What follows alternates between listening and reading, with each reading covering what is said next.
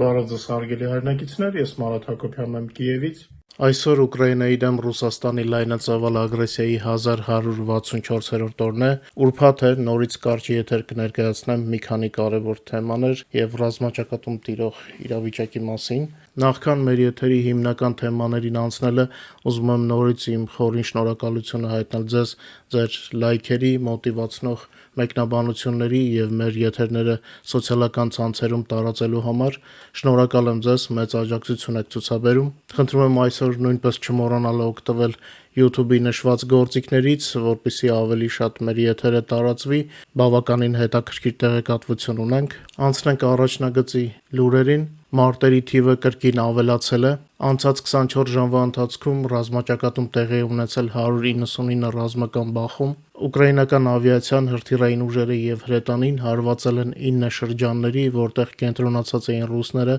նրանց սպառազինությունն ու ռազմական տեխնիկան։ Ռուս օկուպանտները ամենաակտիվորեն հարձակվում են նորից Պոկրովսկի եւ Լիմանի ուղղություններով։ Ուկրաինայի պաշտպանության ուժերը շարունակում են իրենց գործողությունները Ռուսաստանի Կուրսկի եւ Բելգրադի մարզերում։ Վերջին 24 ժամվա ընթացքում Կուրսկի մարզում տեղի է ունեցել 33 զինված բախում։ 24 ժամվա ընթացքում հակառակորդի գնահատված կորուստները ըստ Ուկրաինայի զինված ուժերի գլխավոր շտաբի կազմել են 1110 ռուս զավթիչ եւ ավելի քան 300 միավոր տեխնիկա, ավելի ստույգ 338 միավոր, որոնց մեջ 9 տանկ, 5 զրահամեքենա եւ 50 հրետանային համակարգ։ Մնացածը ավտոմոբիլային տրանսպորտն ու դրոններն են։ Հակառակորդի ընդհանուր մարտական կորուստները լայնածավալ ագրեսիայի սկզբից ի վեր ըստ Ուկրաինայի գլխավոր շտաբի կազմում է 954300 զավթիչ։ Քանի որ թշնամին դիտում է մեր եթերը, շատ է անհանգստանում, երբ մենք խոսում ենք իրենց կորուստների մասին։ Այսօր ուզում եմ անդրադառնալ Սիրսկու երեկվա տվյալներին։ Ստացվում է, որ այսպես կոչված ռուսական զորքերը 24 թվականին մոտ կես միլիոն զինծառայող կորցնելուց հետո կարողացել են գրավել Ուկրաինայում եւ Կուրսկի մարզում այնպիսի փոքր տարածք, որը համեմատելի է Լեռնային Ղարաբաղի ինքնավար մարզին կամ Պրիդնեստրովիային, Լեռնային Ղարաբաղի ինքնավար մարզից նույնիսկ ավելի փոքր տարածք։ Պատկերացնում եք ռուսական բանակի աղետի մասշտաբները։ Նրանք ավելի քան 400,000 զինվոր կորցրել են մեկ տարվա ընթացքում եւ գրավել տարածք, որը համեմատելի է Պրիդնեստրովիային կամ միգուցե Ինգուշետիային։ Ահա թե ինչու ամեն անգամ, երբ ես հրապարակում եմ Ուկրաինայի գլխավոր շտաբի թվերը, մեկնաբանություններում բարձրանում է ողբ պուտինասերների կողմից, դրանք պուտինյան ստրուկների հուսահատ ճիչերն են։ Նրանք հասկանում են, որ ամեն օր ձեզ տեղեկացնելով ճշմարտությունը, մենք պատռում ենք Պուտինի այն ամենահաղթողի դիմակը, հա։ Ամեն անգամ, երբ ես հրապարակում եմ Ուկրաինայի գենշտաբի նոր տվյալները, ես մտածում եմ ոչ միայն մեր Ուկրաինայի կողմից զոհվածների մասին,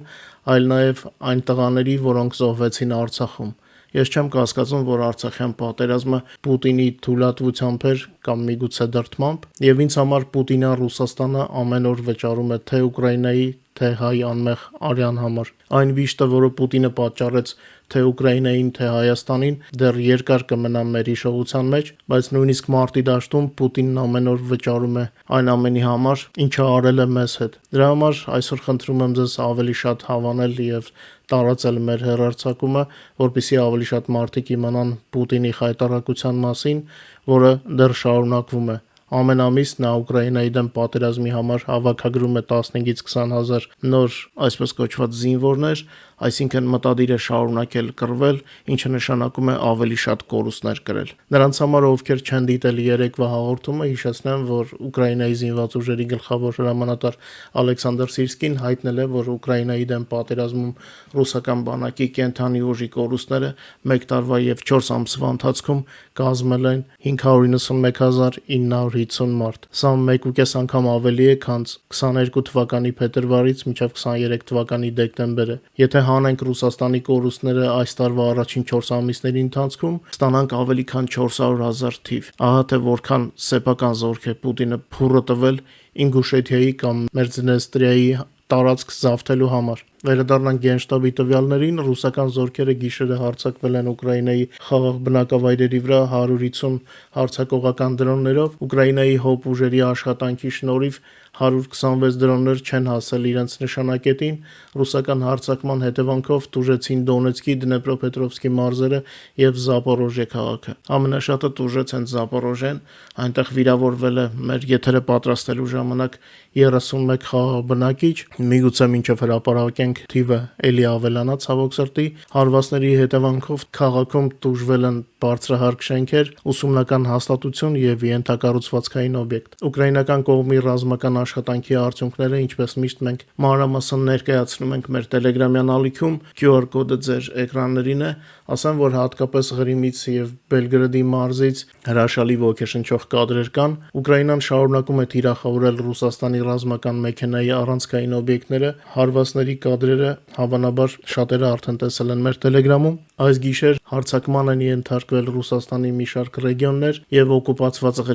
Ղրիմի պարտիզանների տվյալներով ռազմական օդանավակայաններում հրդեհ է նկատվում, լսում են պայթյունների ձայներ։ Ղրիմի ռազմական օբյեկտներում պայթյունները Ուկրաինայի անվտանգության կարևոր բաղադրիչ են, քանի որ Ռուսաստանը թերակղզին օգտագործում է որպես ռազմական բազա։ Այս մասին հայտարարել է դեզինֆորմացիայի դեմ պայքարի կենտրոնի ղեկավար Անդրեյ Կովալենկոն, ասեմ, որ այդ կենտրոնը ազգային անվտանգության խորհրդին կից է։ Ռուսաստանի Ստավրոպոլի մարզում դրոնները հարվածել են Ռուսաստանի տիեզերական հետախուզության ծառայության զորամասին։ Խոսքը Ռուսաստանի տիեզերական հետախուզական ռազմական ստորաբաժանումներից մեկի Աստղ Զվիզդա օբյեկտի մասին է, որը գտնվում է Ստավրոպոլի երկրամասում։ Այս ստորաբաժանումը հանդիսանում է ռուսական տիեզերական ռադիոէլեկտրոնային հետախուզական համակարգի հիմնական կայաններից մեկը։ Այս համակարգը ձևավորվել է դեռևս 1970-ականների սկզբին եւ նախատեսված է եղել գլոբալ մասշտաբով արբանյակներից, միջմայրցամաքային կապերից, ինչպես նաև օտարերկրյա ռազմական օբյեկտների միջև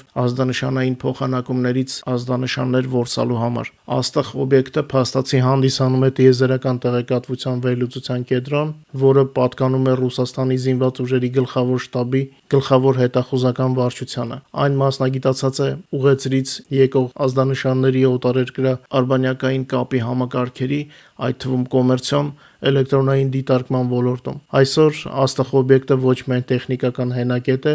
այլև ռուսական հետախուզական համակարգի ռազմավարական ճարտարապետության մաս է կազմում, որն օգտագործվում է թե ռազմական գոտիներում իրավիճակի մոնիթորինգի, թե տեղեկատվական հոգեբանական օպերացիաների համար տվյալների նախապատրաստման նպատակով։ Այն նաև օբյեկտը նաև մասնակցում է կիբերլրտեսությանը, այսինքն օրինական թիրախ է հանդիսանում։ Կարևոր խոցումներ կան նաև Ռուսաստանի այլ մարզերում, ինչպես ասացի, մեր Telegram-ից կարող եք տեղեկանել ավելի մանրամասն, քանի որ YouTube-ը չի թույլատրում տեղադրել այդպիսի կադրեր։ Հիշեցնենք, որ Ուկրաինան հետևողականորեն հարվածներ է հասցնում այն օբյեկտներին, որոնք աջակցում են ռազմական ագրեսիային։ Սա պատերազմի տրամաբանությունն է, կանգնեցնել նրանց, ովքեր ռմբակոծում են մեր խաղաղ քաղաքները։ Անցնեմ քաղաքական լուրերին։ Ամերիկան այլևս չի ծրագրում միջնորդի դերում հանդես գալ Ուկրաինայի դեմ Ռուսաստանի պատերազմի կարգավորման հարցում։ Հիմա նախաձեռնությունը պետք է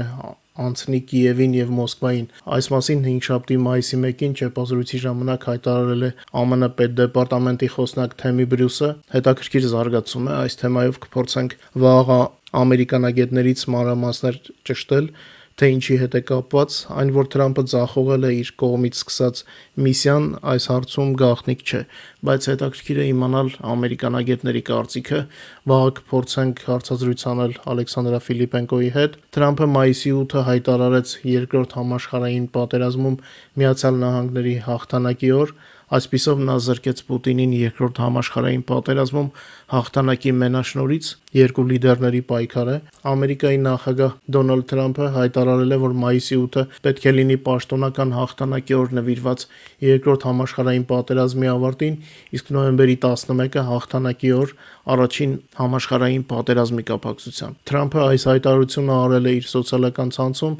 ընդգծելով, որ Ամերիկան արել է ավելին, քան որևէ այլ երկիր երկրորդ համաշխարհային պատերազմում հաղթանակի հասնելու համար։ Նա նաև նշել է. «Մենք երբեք չենք տոնում մեր հաղթանակները, ժամանակն է սկսել տոնել»։ Դե ինչ, հետևենք զարգացումներին։ Իդեպ Ֆրանսիան եւ Լեհաստանը պաշտպանական պայմանագիր կստորագրեն Ռուսաստանի Դաշնության կողմից սպառնալիքի պատճառով։ Ֆրանսիան եւ Լեհաստանը կստորագրեն նոր համապարփակ երկկողմ պայմանագիր, այն կանդրադառնա պաշտպանության, էներգետիկայի եւ տնտեսության հարցերին Ռուսաստանից եկող սպառնալիքների եւ Ամերիկայի քաղաքականության փոփոխության ֆոնին։ Այս մասին հայտնել է Financial Times-ը։ Պայմանագիրը կստորագրեն Ֆրանսիայի նախագահ Էմանուել Մակրոնը եւ Լեհաստանի վարչապետ Դոնալդ Տուսկը մայիսի 9-ին, երբ Եվրոպան նշում է Երկրորդ համաշխարհային պատերազմի ավարտի 80-ամյակը։ Եվս մի թեմա, որին կուզենայի անդրադառնալ, երեք կարդացի Հայաստանի երկրորդ նախագահ Քոչարյանի ասացները Ուկրաինայի վերաբերյալ։ Սպասելի էր, որ նա կրկնում է կրեմլյան նարատիվները, համեմատելով Փաշինյանին Զելենսկու հետ, չնայած Զելենսկու անունը չտվեց, վերագրելով Ուկրաինայի նախագահին, այսօրվա Ուկրաինայի նախագահին ՆԱՏՕ-ին միանալու ձգտումը։ Գուցե Քոչարյանի համար հայերենն այնքան էլ հեշտ չէ,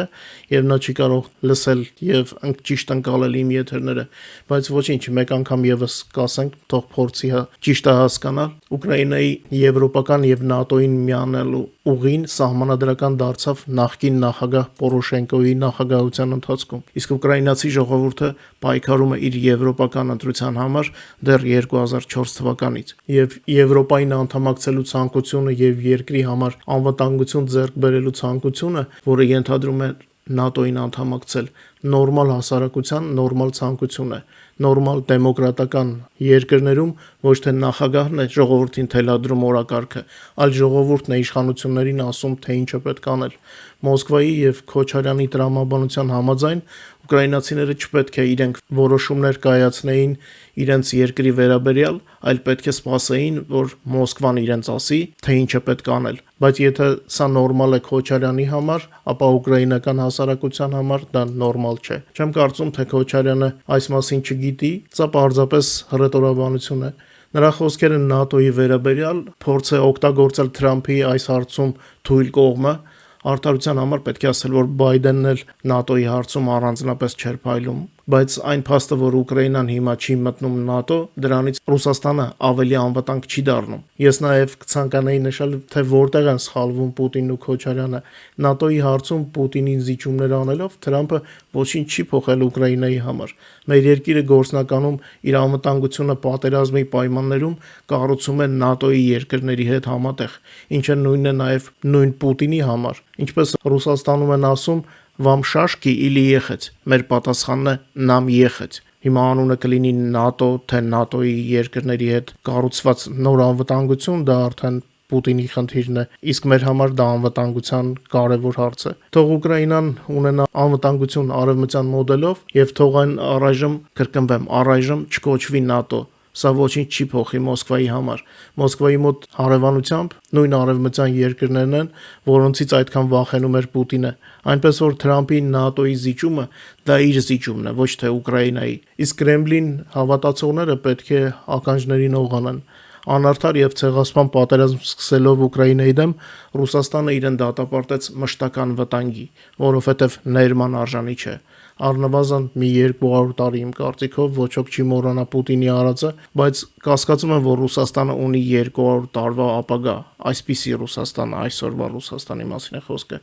Վաղ թե ուշ Ռուսաստանը վերջնականապես կորցնելու է իր դերը, որը նա ուներ մինչև 22 թվականը, բայց դա երևի թե այլ եթերի թեմա է, եւ Ռուսաստանի հենց այդ քայքայման սկիզբը դրել է հենց Պուտինը։ Իսկ երբ Քոչարյանը ուզում է Հայաստանը դարձնել Ռուսաստանի բարեկամ կամ չգիտեմ կամակատար, ապա դա նշանակում է, որ Քոչարյանը նույնպես ցանկանում է, որ Հայաստանը արժանանա Ռուսաստանի ճակատագրին։ Չեմ կարծում, որ հայ ժողովուրդը համամիտ կլինի Քոչարյանի հետ։ Ցավոք Հայաստանում քաղաքական էլիտան, լինի դա Փաշինյանի իշխանությունը, թե այսպես կոչված ընդդիմությունը, մրցում են, թե ով կլինի Պուտինի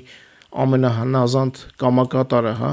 Իմ մոտ առնվազն այս տպավորությունն է։ Եթե Փաշինյանին դուր չի գալիս իմ խոսքերը կամ իմ կարծիքը, թող ապացուցի, որ տարբերվում է ռևանշիստներից, թող չգնա Մոսկվա մայիսի 9-ին։ Այդ դեպքում մենք կարող ենք արդեն այլ կերպ մտածել։ Իսկ քանի դեռ նա չի տարբերվում նախկիններից Ռուսաստանի հարցում, մենք իրավունք ունենք Փաշինյանին չտարանջատել նախկիններից, ել չասեմ, որ Փաշինյանի օրոք Ռուսաստանի հետ կապերը ավելի են մեծացել։ Չէի ուզենա շատ երկարացնել ուրբաթ օրվա եթերը, ձեզ հաջողություն եմ մաղթում եւ լավ երեկո։